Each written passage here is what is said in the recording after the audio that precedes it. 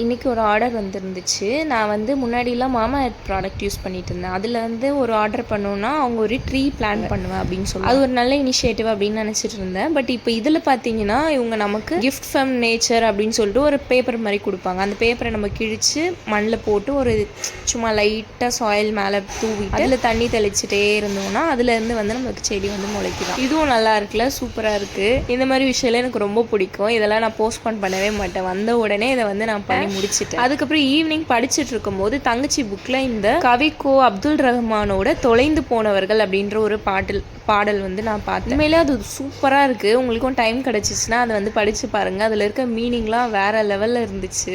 செம்மையாக எழுதியிருக்காரு அவர். அதுக்கப்புறம் அப்படியே குட்டீஸோட ஹோம் ஒர்க்கு இதெல்லாம் வந்து குழந்தைங்களுக்கு தான் கொடுக்குறாங்களா இல்லை பேரண்ட்ஸ்க்கு தராங்களான்னு தெரியல. எல்கேஜி பசங்க எப்படி பேப்பரில் கட் பண்ணி இதெல்லாம் ஒட்டுவாங்க. நான் தான் பண்ணிகிட்டு இருந்தேன் உட்காந்து. எங்களுக்கு அதுவும் டபுள் வேலை முடிச்சுட்டு இந்த டயக்ராமில் புள்ளி வைக்கிற வேலை கொடுத்தாங்க. இல்லையே நீ ஆர்டிஸ்ட் இல்லைன்னு சொல்கிற அளவுக்கு நல்லா தான் வரைஞ்சிருக்காங்க. அந்த புள்ளி வைக்க சோம்பேறித்தனம்.